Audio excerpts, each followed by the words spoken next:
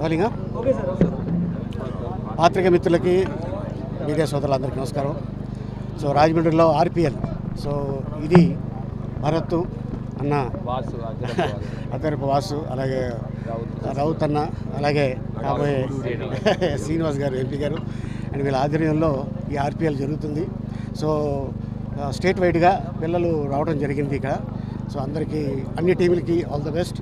And అలాగే మీరందరూ చక్కగా ఆడి మన ఊరు పేరు, మన కుటుంబం పేరు అందరినీ ఒక అద్భుతంగా, ఎందుకంటే నా బిడ్డ ఇగో ఎదిగాడు అని ఈరోజు నేను గర్వంగా చెప్పుకుంటాను. ఎందుకంటే ఇదే గ్రౌండ్లో షూటింగ్కి రావడం జరిగింది, ఇదే గ్రౌండ్లో ఆడుకోవడం జరిగింది, ఇదే గ్రౌండ్లో గెస్ట్గా వస్తుంటే నిజంగా చాలా ఆనందంగా ఉంది.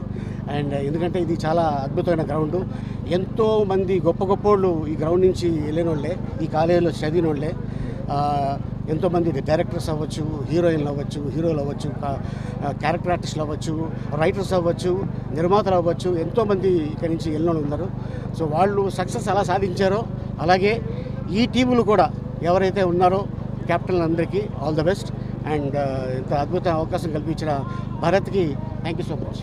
ఎందుకంటే ఎక్కడి నుంచి పోటీ చేస్తారు త్వరలో చెప్తాను, అంటే రాజమండ్రి గుంటూరు నాకు కూడా తెలియదు. ఇంకా సీఎం అనేది పిలుపు రాలేదు. సీఎం గారి దగ్గర నుంచి పిలిపి వస్తుంది, రాగానే చెప్తాను నేను.